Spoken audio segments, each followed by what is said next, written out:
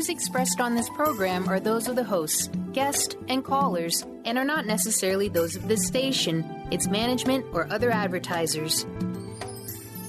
You're listening to Transformation Talk Radio.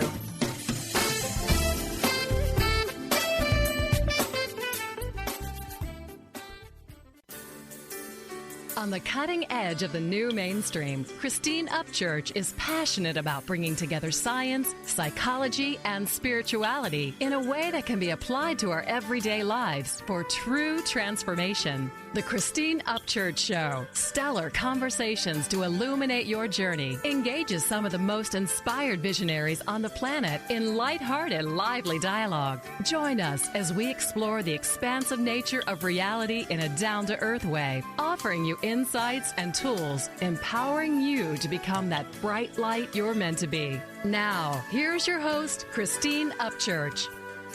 Hello, everybody. Welcome to the Christine Upchurch Show, where we have stellar conversations to illuminate your journey.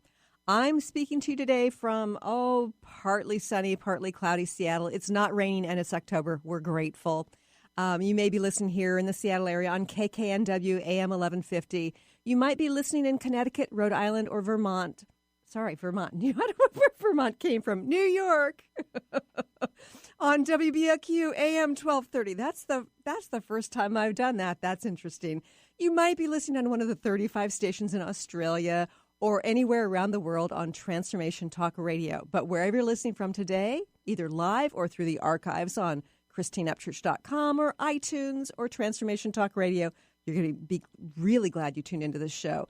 We have a show that has a different perspective on things, and it feels really significant to my own personal growth, that of my clients, as well as anybody who's on his or her path. But before we get into that, I'd like to say hello to somebody different at the helm today. It's not Benny, it's Eric. Hey, good morning. Happy Friday, Christine. Happy Friday to you. And Friday is always a happy day for me because I love doing the show, and I love sharing, helping to share the wisdom of our wonderful guests with all the listeners around the world, maybe even Vermont. Everywhere. Yes, What could be better to kick off the weekend with? Exactly, yeah. And my guest today is Mark Wolynn, and I'm just really fascinated by his work. His book is entitled, It Didn't Start With You, How Inherited Family Trauma Shapes Who We Are and How to End the Cycle. And it's interesting because he's a leading expert on inherited family trauma. He's a director of the Family Constellation Institute in San Francisco, where he trains clinicians, so people who are helping others, through therapy and the like. He treats people who are struggling with depression, anxiety, panic disorder, obsessive thoughts, self-injury, chronic pain, and persistent symptoms and conditions. He's a sought-after lecturer. He leads workshops at hospitals, clinics, conferences, teaching centers around the world, including places like Kripalu, the Omega Institute. He's taught at the University of Pittsburgh, the Western Psychiatric Institute, California Institute of Integral Studies. His articles have appeared all over the place, including Psychology Today, and his poetry has been published in The New Yorker, and his work is just amazing. I'm so excited to welcome Mark Wolynn. Hi, Mark. Welcome. Hi, Christine. Thank you for having me. I'm happy to be here. I am so fascinated by this topic. I'm somebody who has been on my psychospiritual path for many decades, been in therapy 3 different times, and one time is, the last time around, it's been like 5 years. I mean, I've been doing some deep work. And when I began to watch your wonderful videos online and read this amazing book, something resonated deep within me. Like this is like the missing piece for me, and I suspect it's the missing piece for many. But before we get into the substance of this particular approach, can you just share with our listeners how you sort of ended up here doing this type of work? Quite accidentally. About 26 years ago, I began to lose the vision in one of my eyes. I was diagnosed with a chronic form of retinopathy, and there was no cure, nothing Western medicine could do. Oh, jeez. And because of the way it was progressing, I was told I was going to lose the vision in my other eye as well. And I was pretty panicked and desperate. Everything I tried to make it better, juice fasts, hands-on healing, supplements, all seemed to make it worse. Oh, wow. And I literally didn't know where to turn and just went on a search. I left my work, I left my city, left everything behind to go on a search for healing. I didn't know what that healing would look like, but it led me halfway around the globe, as far as Indonesia, where I learned from several wise teachers who taught me some fundamental principles, one of which was the importance of healing my relationship with my parents, which was broken. But before I could do that, I had to heal what stood in the way, which was inherited family trauma. I didn't know it at the time, but specifically the anxiety that I had inherited from all my grandparents, who were all orphaned in some way. Each of them, well, 3 of them lost their moms when they were babies. Wow. And the 4th, she lost her dad when she was 1, so ultimately she loses her mother's attention too because her mom's grieving. And this anxiety, this terror of abandonment that lived in my body, this was a real cause of my vision loss. And like my parents before me, I had inherited this feeling of being broken from a mother's love. We all had. This was what was passed down in my family. In fact, I remember as a small boy, maybe 5 or 6 years old, feeling so panicked when my mom would leave the house. I'd run into her room. I'd pull open her drawers. I'd cry into her scarves and nightgowns, thinking that I'd never see her again, that her smell would be the only thing that the only thing that I would have left, which would have been true for my grandparents who were orphaned. Right. That was the only thing they had left, the smell of their mom.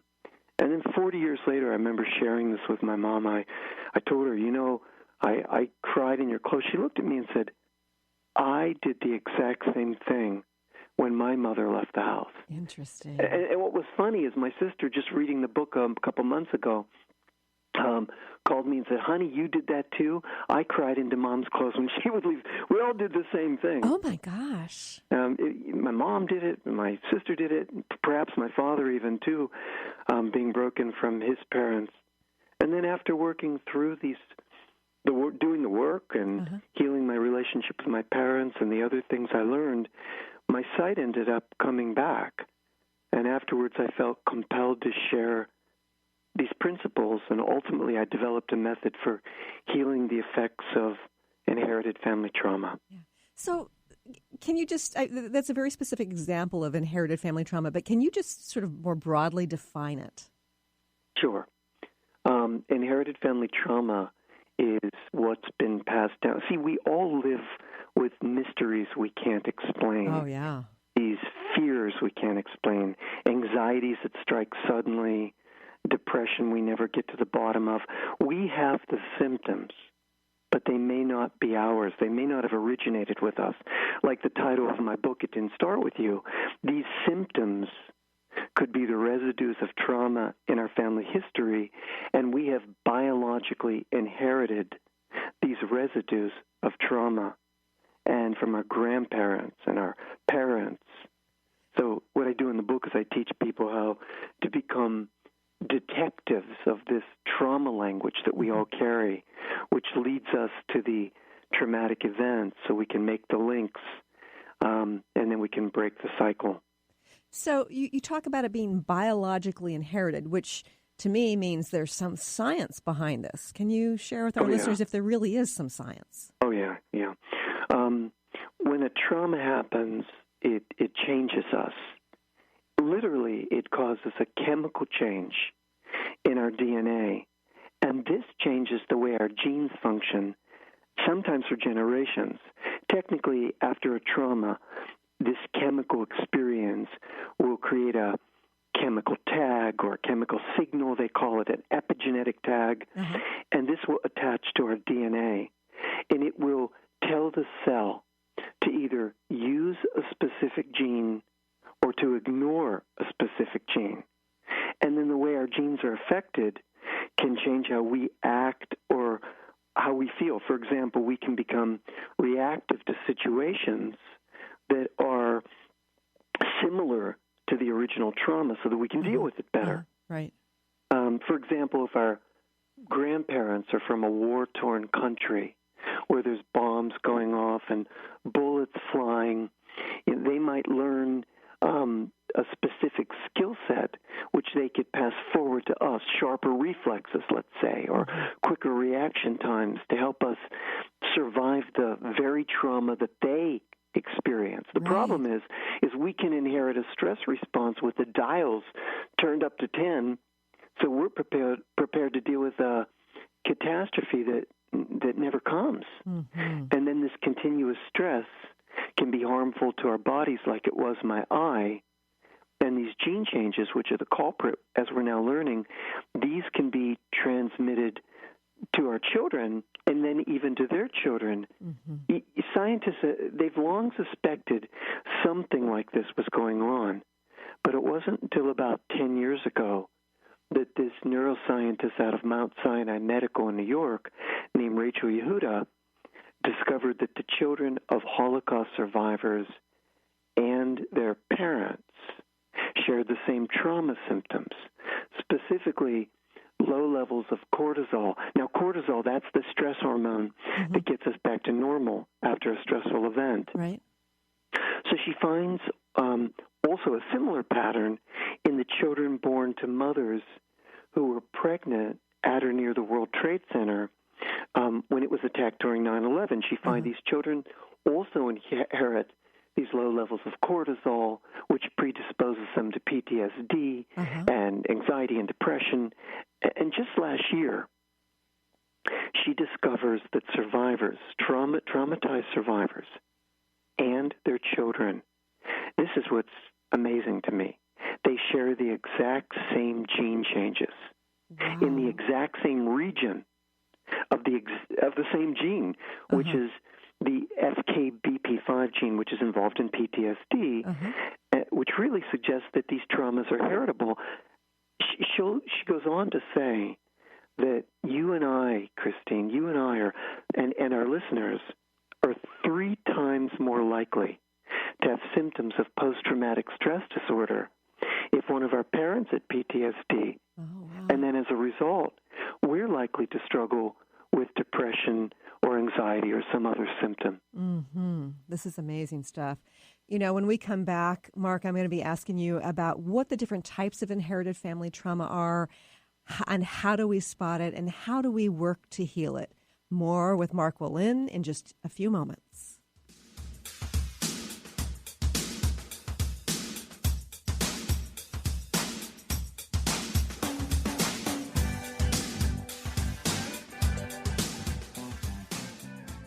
On the cutting edge of the new mainstream, Christine Upchurch is passionate about bringing together science, psychology, and spirituality in a way that can be applied to our everyday lives for true transformation. The Christine Upchurch Show, stellar conversations to illuminate your journey, engages some of the most outstanding visionaries on the planet in lively dialogue to inspire you to become that bright light you're meant to be. Join Christine every Friday at 11 a.m. Pacific Time on KKNW, AM 1150, and Transformation Talk Radio.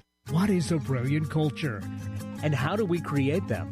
Why are they important? Claudette Rowley has created a breakthrough 5-step process to help you design a culture that is authentic, innovative, and successful. Learn how to create change with Cultural Brilliance Radio, the DNA of organizational excellence, and Claudette Rowley. To learn more or work with Claudette, visit ClaudetteRowley.com. Are you sick of feeling overworked with no motivation? Take a break from the daily grind. Life coach Nicole Eisler is here to provide a healing journey of optimism. Passionate and caring, Nicole is no ordinary soul. Her dedication to helping everyone has no limit. Witness the power of positivity. Tune in every first and third Tuesday at 4 p.m. Pacific for Positivity Party Radio with Nicole Eisler on Transformation Talk Radio. For more information, visit BigDreamAwakening.com. How would you like increased health and vitality? How would you like to avoid the onset of disease as well as slow the aging process? This is all possible through a simple, safe, and natural process. Every day we are either moving toward wellness or away from wellness. Hi, I'm Mary Jane Mack. I'd like to be your partner in achieving optimal health. Contact me now at maryjanemack.com or call 425-392-0659. Visit maryjanemack.com. I'm Christine Upchurch, and this is a Stellar Reflections Minute. What does the word healing mean? Many think that healing merely means eliminating symptoms. However, based on my many years as a healer, I have a much broader perspective on the word. Healing can manifest in a variety of ways, including having physical problems resolved, becoming more emotionally centered, experiencing better relationships, gaining greater clarity, and feeling more spiritually connected. True healing always includes some level of transformation. Whatever form healing takes, there is one commonality, an improvement in quality of life. To me, the highest form of healing goes beyond aligning with wellness. It comes from recognizing our soul's voice and allowing it to speak through us. And in that sense, don't we all yearn to heal into our wholeness? Please visit stellarreflections.com or call 425-999-9836. That's 425-999-9836.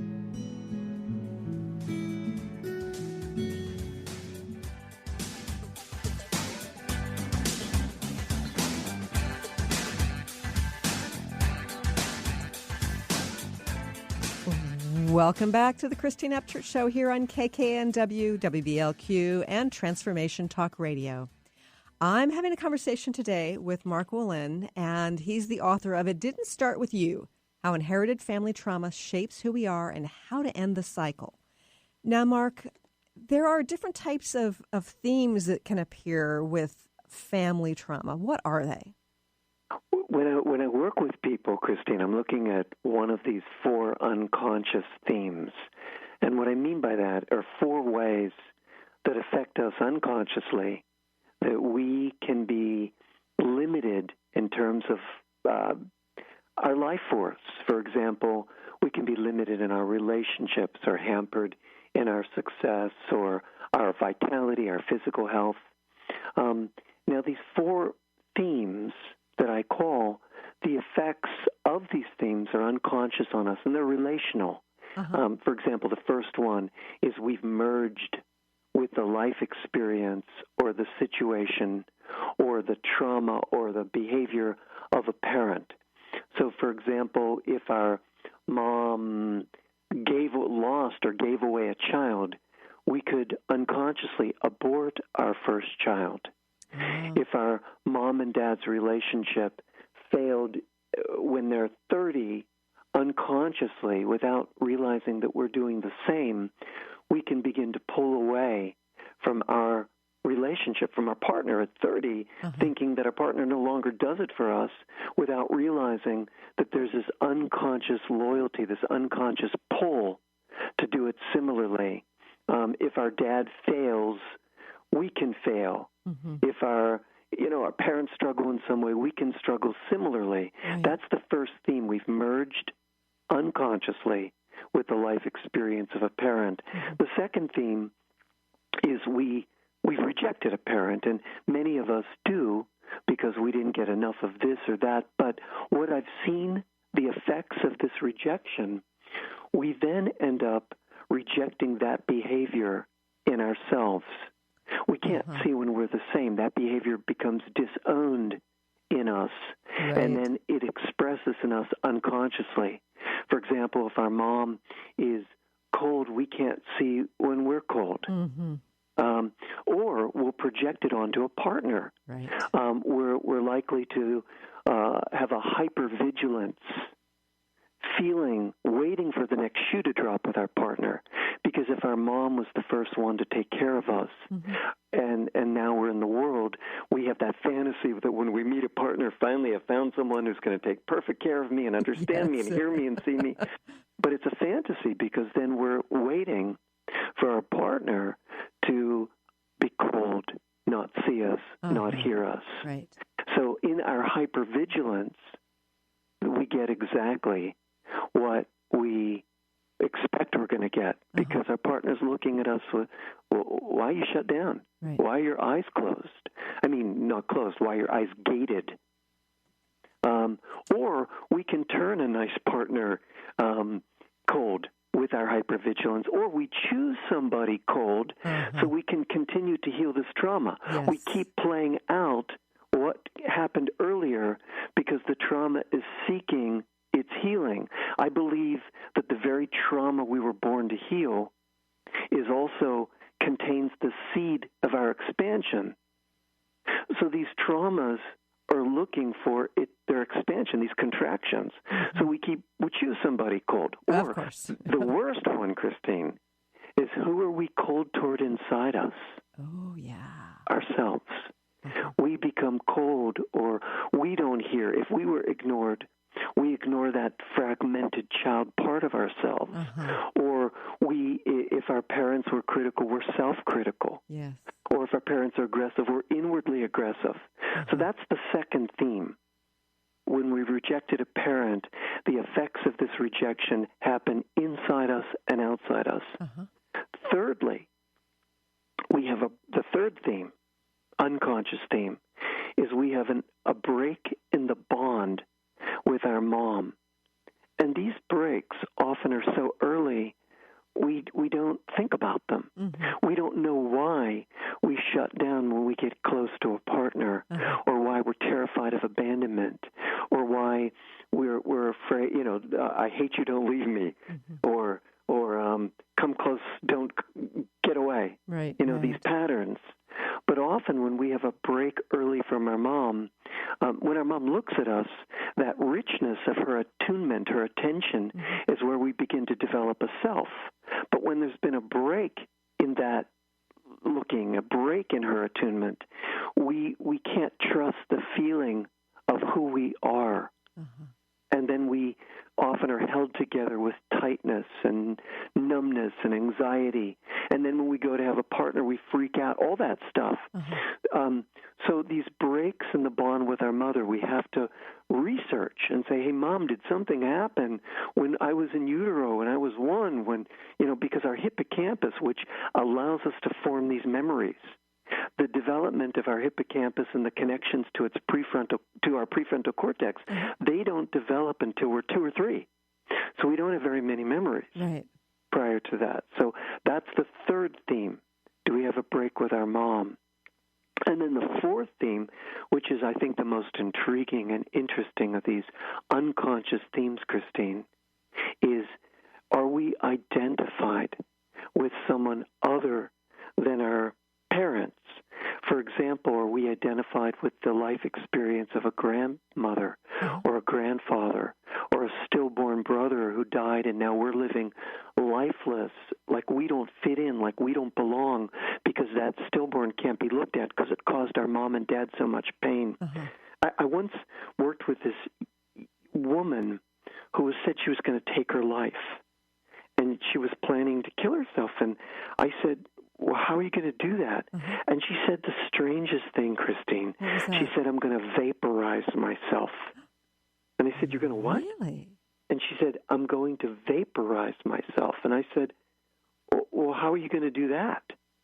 Now I'm listening because you'll find out later when we talk, I'm very involved in trauma language. So I'm listening to this word vaporize, wondering, where does that come from? And I said, so how are you going to vaporize yourself? And she said, well, my brother, he works at a steel mill. I'm from Pittsburgh, so I speak Pittsburghese.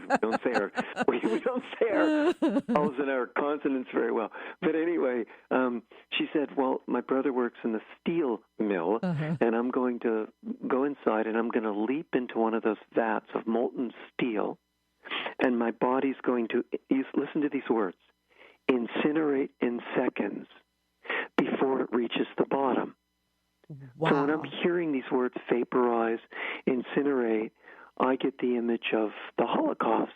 But I'm looking at her blonde hair and blue eyes, and I'm thinking, well, maybe from the other side. So I said, tell me, was anybody in your family ever involved in the Holocaust on either side, either victim or perpetrator? And she said, no. And then she said, oh, wait a minute. My grandmother was Jewish before she came from the old country. And I said, when did she come from the old country? Well, she came in 1946 when she met my grandfather, who was Catholic, and she married him, and she turned Catholic. And I said, wait, we'll go back. What happened in 1945 and before? She said, oh, she lost her whole family in the ovens in Auschwitz. Oh, my gosh. So she doesn't make the link, but she says it right there. Right. I said, what do you mean she lost her whole family? And she said, oh, my grandmother's sister, her brother, her mother, her father all perished in the oven. The gas chambers, the ovens. Right. And in that moment, she makes the link. So that's an identification. We are carrying the life experience from our grandparents, our uncles, our aunts, our sisters, our brothers, but we don't make the link. So those are these four themes I work with, and it's about diagnosing or identifying which of the four themes we're affected with. Right. And often we're affected with three of them. So we have a break in the bond with our mom, so we reject our mom, and now we repeat her life experience. Right, right. Oh, this is... Doesn't it work that way? Yeah, this is really fascinating. What I find so interesting about this is even if you don't have this conscious understanding or memory of it, it can still affect you. And this is such juicy stuff. We're going to go to another quick break, but when we return, more with Mark Wolynn and learning about how we can actually explore this within ourselves and look for those shared traumas, inherited traumas.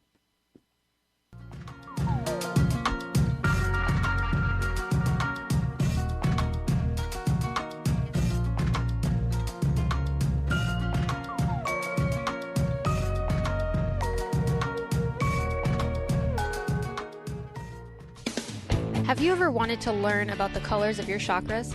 Well, now's your chance. Lynn Brown, host of Get Into It, is hosting an event Friday, November 4th from 7 to 8:30 p.m. in Mount Vernon. Every person will get a reading on the most prominent color in their aura. Join Lynn Brown November 4th at the Riverwalk Studio in Mount Vernon. To register for this event, call 360-588-4713. That's 360-588-4713. On the cutting edge of the new mainstream, Christine Upchurch is passionate about bringing together science, psychology, and spirituality in a way that can be applied to our everyday lives for true transformation. The Christine Upchurch Show, stellar conversations to illuminate your journey, engages some of the most outstanding visionaries on the planet in lively dialogue to inspire you to become that bright light you're meant to be. Join Christine every Friday at 11 a.m. Pacific Time on KKNW, AM 1150, and Transformation Talk Radio. Are you ready to stop stress, anxiety, and low self-esteem from running your life? Join award-winning author Dr. Friedemann Schaub for Empowerment Radio and learn breakthrough solutions to switch out of survival mode and approach every day with great ease, joy, and purpose. Tune in the first and third Wednesday at 11 a.m. Pacific to Empowerment Radio with host Dr. Friedemann Schaub on Transformation Talk Radio. Visit thefearandanxietysolution.com to learn more. Chris Stanis is a spiritual leader and healer and teaches a course on how you can transform your life through a meditation and healing system that will manifest your spirit's dreams. She manifested the Women of Wisdom Conference, the Women of Wisdom book, and this radio show. And she can show you how to change your life too. Are you ready? Visit the website and contact her at voicesofwomentoday.com. That's voicesofwomentoday.com. I'm Christine Upchurch, and this is a Stellar Reflections Minute. As a former research statistician, my scientific background is what many would call sensible. For more than a decade now, I have been working in the field of energy medicine, facilitating sessions and teaching around the world. People from the mainstream often ask me, how did a sensible woman like you end up working in such an alternative field? Implicit in their question is the underlying assumption that the field of subtle energy, such as energy healing and intuition, isn't sensible. But I believe it is very sensible. Even scientists are able to measure aspects of this. Approaching life from an energetic perspective brings us new opportunity for healing and transformation.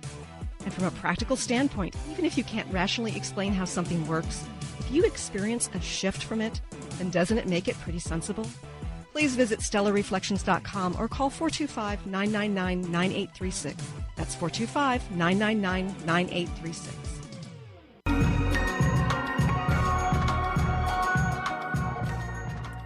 Welcome back to the Christine Upchurch Show here on KKNW and Transformation Talk Radio. I'm having a conversation today with Mark Wolynn. He's the author of It Didn't Start With You, How Inherited Family Trauma Shapes Who We Are and How to End the Cycle. Now, Mark, I'm finding this so incredibly fascinating and so very relevant to my own life and to that of clients. And I think that people in general right now are seeking a deeper kind of clearing, not only for ourselves, but perhaps even for our family members, our ancestors. And this is just, it's like so spot on for that. So you've talked about the various types of unconscious themes. What are the signs that we have some sort of inherited family trauma? I've discovered that there are definitely some telltale signs, Christine.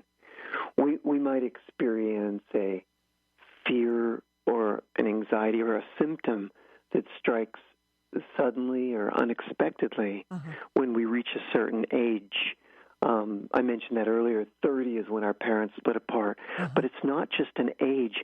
It's also when we hit a certain milestone or have an event in our life. And it's as though there's this ancestral alarm clock inside us that starts ringing. For example, we get married, or we go to have a child, or we get rejected by a partner, or we even move to a new place, and all of a sudden we had no symptoms prior, but then we have these sudden onset symptoms. I once worked with this woman who was consumed with anxiety, and she had no anxiety until she became pregnant. And I asked her, what is it about being what are you thinking? Because I'm interested in people's language, their obsessive thoughts, the language that doesn't quit inside. And she said, I'll harm my baby. And I said to her, interesting. Have you ever harmed a baby? No, of course not. I've never harmed a baby. Did anyone in your family ever harm a baby? And she said, no, not that I can think. And she went, oh my God, wait. She said, when my grandmother was a young woman, she lit a candle. That candle caught the curtains on fire, caught the house on fire. Her baby was newborn, was upstairs sleeping. She couldn't get the baby out of the house. The baby died. And then the woman said, my client said, but we were never allowed to talk about it. Oh, my goodness. And in that minute, she learned where this anxiety had come from. She was actually carrying her grandmother's terror of what had happened, living in her as a fear. Wow. So, Mark, is the awareness of it enough to heal it? No, not really. The awareness of it is 40% of it. Some people can run with the awareness. So I shouldn't say not really, because a lot of people just need to make that connection. Right. And then they run with it. And they have an internal life strong enough where once they make that connection, they're able to engage their prefrontal cortex and really run with the healing. But in my experience, people need to have a healing experience. They need to have some experience powerful enough that can override the old trauma response that lives inside so many of us. Right. So, for example, this can be a new experience of receiving comfort or support where there wasn't any, because we built a relationship back with a parent. Right. Or this so sort of be parenting yourself in a new way. Yeah. Yeah. Not only receiving comfort from our parent because we've built that relationship back, but we can also parent ourselves, absolutely. So we can have this experience of comfort or support from the adult us to the fragmented part of us. Or this can be an experience of feeling compassion for that little guy or that little girl inside us. Or feeling compassion for our parent because we see behind our parents' meanness was actually a broken bond with their mother. Or behind our dad's drinking was his dad left when he was 2 and he lost his mom emotionally too. Or we can have an experience of gratitude or loving kindness, or we have a generosity practice. Ultimately, anything, Christine, that allows us to feel strength or peace inside, something that engages our sense of curiosity, our sense of wonder, something that we perceive as positive or rewarding or meaningful. Now, we have this experience, and then we need to practice the new feelings and the new sensations of this compassion. And why is that important? Why is that important to sort of continually re-experience Beautiful question.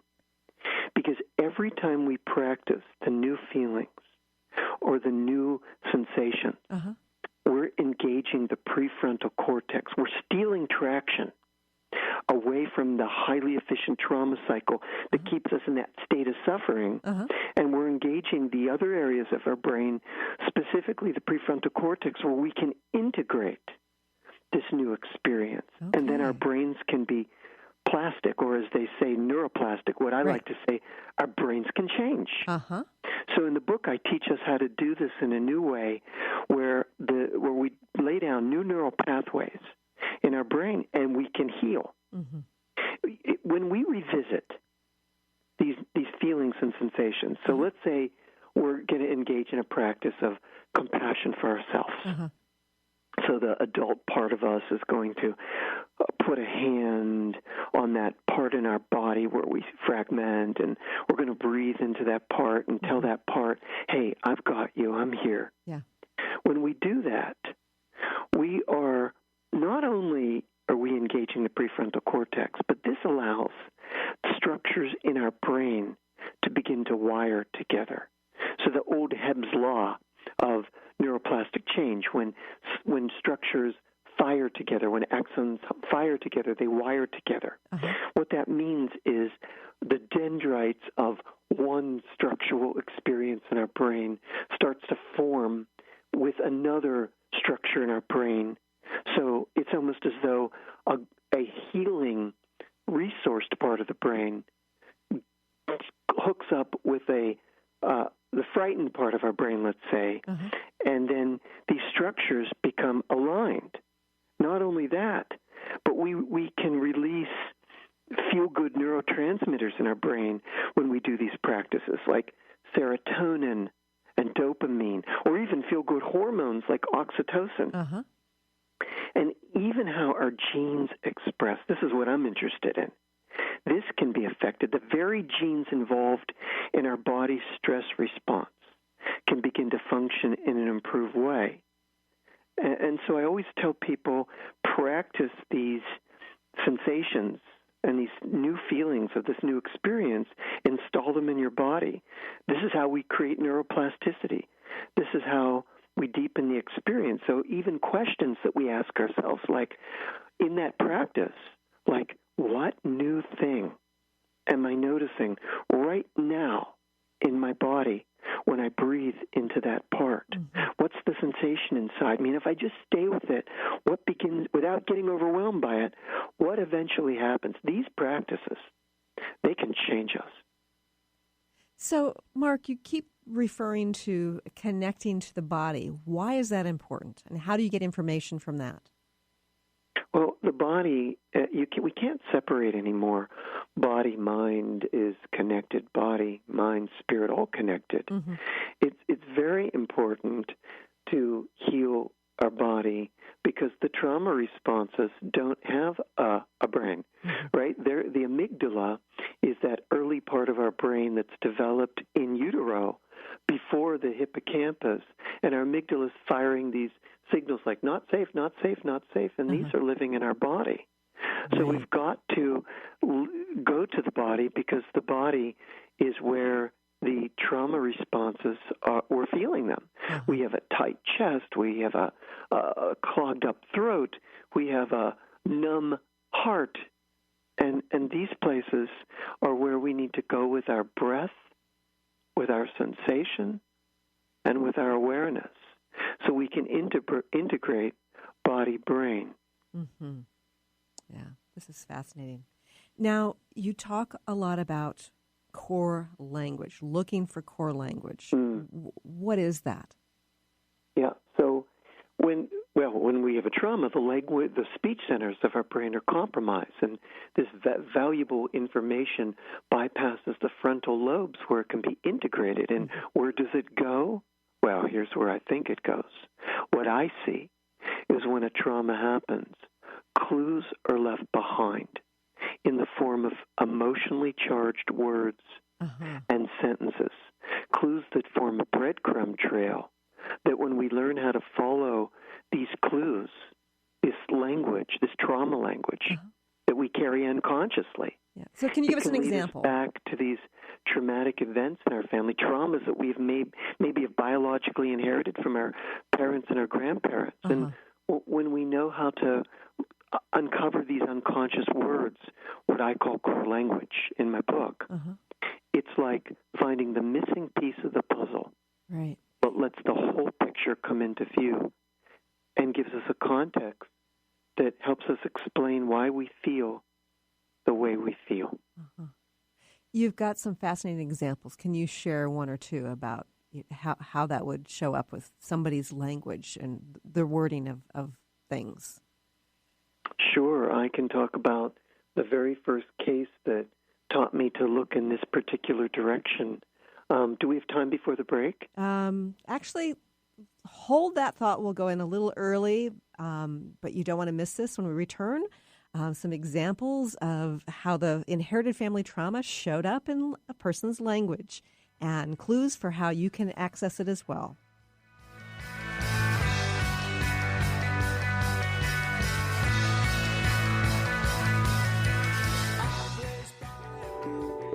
Have you been seeing numbers like 111 and 222 everywhere you go? Do you feel that the universe may be trying to get your attention, perhaps offering a message of some sort?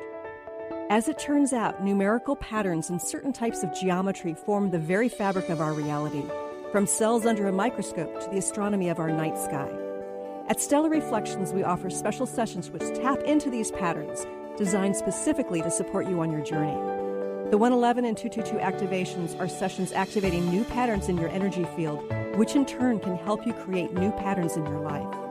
After just one session with a practitioner, either in person or via distance, clients report gaining greater clarity, becoming more intuitive, and honoring their inner truth as they move forward in their lives. Curious about what these transformational sessions might do for you? Call 425-999-9836 or visit stellarreflections.com. That's stellarreflections.com. Brand consultant Jen Morgan is here with Radically Distinct Radio to help you take control of your future and maximize your brand's power to produce results. Whether you're an individual trying to reinvent yourself and launch a new venture, or you're an executive trying to reposition your company to modernize your sales and marketing programs, Jen Morgan and the RAD Method empower you to play to your strengths and show up in the world as your most powerful brand. To learn more, go to jenmorgan.com. That's Jen with 2 N's, Morgan.com, or call 206-972-5366.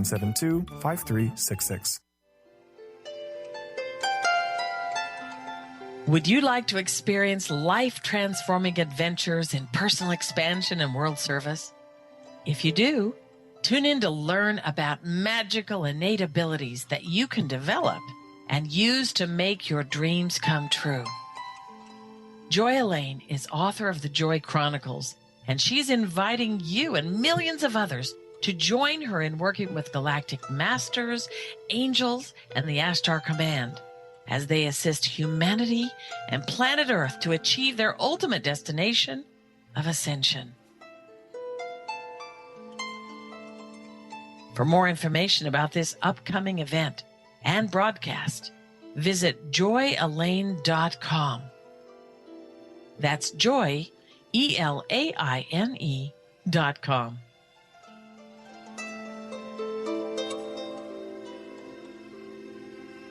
I'm Peggy Snow with another Stellar Reflections Minute.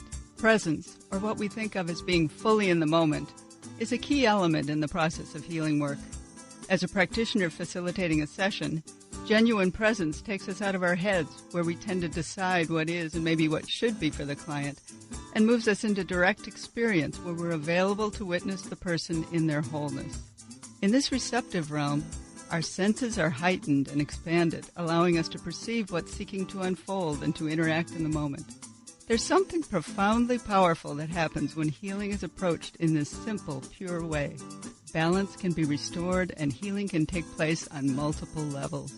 If you'd like more information about the services we offer at Stellar Reflections, visit us at stellarreflections.com or call 425-999-9836. That's 425-999-9836.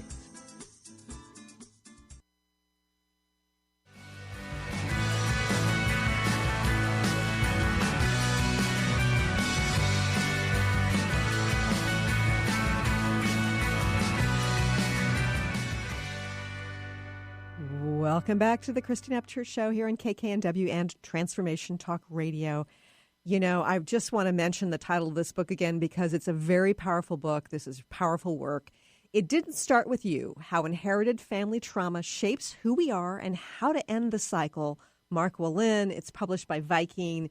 It's fabulous. If you are on your psycho-spiritual journey and you want to dig deeper, you want to create greater ease and healing in your life, I encourage you to get this book.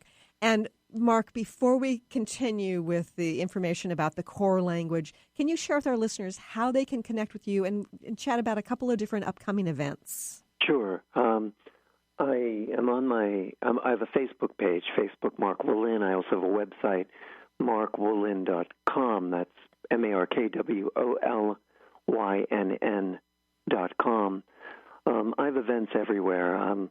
I have a training coming up in San Francisco next weekend. Then I go to Victoria. Vancouver Island, yes. Yep, Victoria. Vancouver, actually. Then I go to Victoria later. I go to New York. I go to Miami in December. I go to Australia for a training. All sorts of places, everywhere, really. And we have listeners in all of those places. So, good. Yeah, and I'm going to see if I can get to one of your events up in Canada as well, because I think this is just transformational work. Now, you know, you talked about how the core language, the verbiage will show up in a very specific way to offer clues. And you were about to share a story about, how that was evident in one, with one person. You know, I'll tell about my very first case that led me in this direction. I was working with this cutter, and what was unusual about the way that she cut is she would cut so deeply that she would have to be hospitalized. The cuts would be so deep they'd get infected, or what was stranger is that she would almost bleed to death. And that was very strange for the way other cutters that I had worked with cut, where they would make cuts but wouldn't bleed to death. And so that was detail one. Why is she cutting so deeply? And then I asked her, let's call her Sarah for the sake of this talk. Sarah, what are you thinking about right before you cut, when you hold that razor and you're about to bring it to your body? And she said, I deserve to die? And you could hear it wasn't her language, but I didn't know. So I asked her, Sarah, what have you done? Did you do something that you feel you deserve to die? Did you harm somebody, accidentally take a life? She said, nothing like that. And when I looked in her childhood, everything was lovely. She had a really nice relationship with her mom. She had a brilliant, secure attachment with her mom. She had a great relationship with her dad. She was able to receive her mom and dad's love. And I was flummoxed. Where do you go? I mean, she has a great childhood. And then I just asked, well, tell me about some of your other family members. Tell me about your grandparents. And then she dropped the bomb. She said my grandmom was an alcoholic, and she was driving drunk. And she crashed the car with my grandfather in the passenger seat. And he flew out the broken windshield and got cut on the glass and bled out before the ambulance could get there. And in that moment, we made two startling discoveries. When she bled out, it was connected to the trauma of her grandfather when she would almost bleed to death. And when she felt she deserved to die, it wasn't her feeling at all. It was her grandma's feeling. because she had taken the life of another, particularly the man she loved. Yeah. And then after I worked with Sarah, which is, I'm going to call her, that's not her real name, we were able, by working through this event, actually I had her bring her father because these were his parents, and I worked with him while she sat on the side watching, right, to get him back in to his heart around the death of his parents. You know, his mother, who he blamed, and his father. He was just 12 years old. Wow. So he blamed his mother and couldn't love his mother and couldn't think about his father because it hurt too much. So when we got him back to those feelings, he could say to Sarah, you know what, I'll take care of this. This is mine, not yours. I've got this, and I've got my parents behind me. And it was beautiful. It was as though she let it go and stopped cutting right there. And also the beautiful part about this is what she was doing that was so incredibly dysfunctional and dangerous actually led to his healing. Yeah, isn't that something? Yeah, that's really beautiful. Yeah. So how, once we've identified this sort of thing, you know, how do we go about healing it? How do we go healing it? Yeah, how do we go about healing it? We have to make these links. So we have to find our trauma language so first we know what we're healing. For example, we have to hear, and that's what I teach people to do in the book, how to be a detective. Right. And how to uncover the clues in your own language and in your own symptoms and in your own behaviors. And then I've designed the book, it's like having a session with me.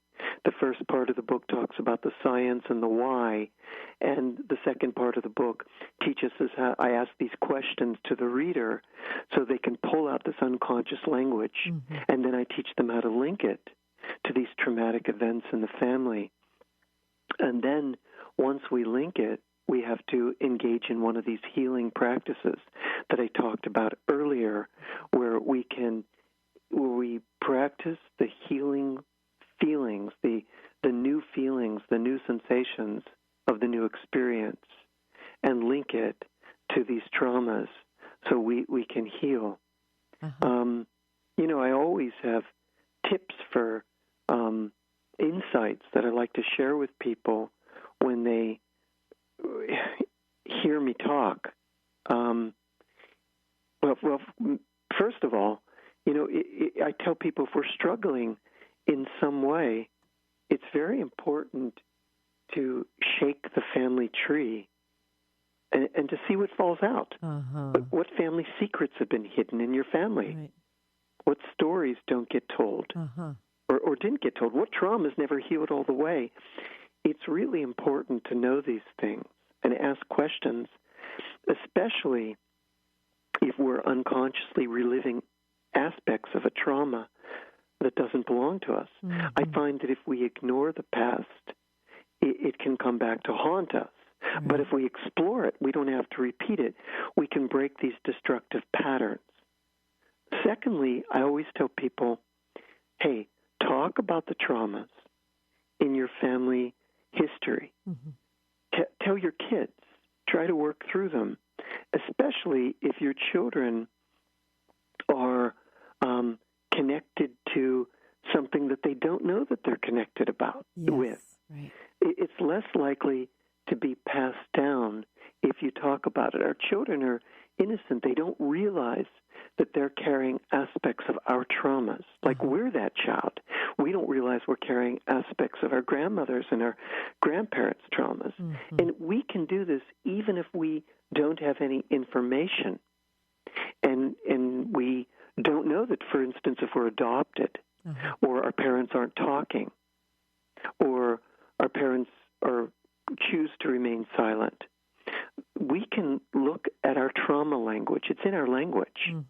The quality of this language, along with the quality of our symptoms, our idiosyncratic symptoms, the ones that start suddenly or the ones that are persistent or chronic that we can't explain, or if we just even look at our repeated traumas, that occur over a life. This gives us a window. It's much more than a glimpse of what might have happened in our families, even if our parents aren't talking or we don't have parents to ask. These traumas. Mark, sorry, this is great stuff, and we have run out of time. I want to mention your website one more time, Mark Wolynn, MarkWollynn. And Mark, thank you so much for doing this work and for joining us here today. Oh, my pleasure. It was a joy to talk to you. And I thank you for joining us here today, and I look forward to talking to you again soon. You've been listening to the Christine Upchurch Show, stellar conversations to illuminate your journey. Each week, this show engages some of the most outstanding visionaries on the planet in lively dialogue to inspire you to become that bright light you're meant to be. Join Christine every Friday at 11 a.m. Pacific Time on KKNW, AM 1150, and TransformationTalkRadio.com. For more information about the transformative healing work of Christine, visit www.stellarreflections.com. And for weekly topics, visit www.transformationtalkradio.com.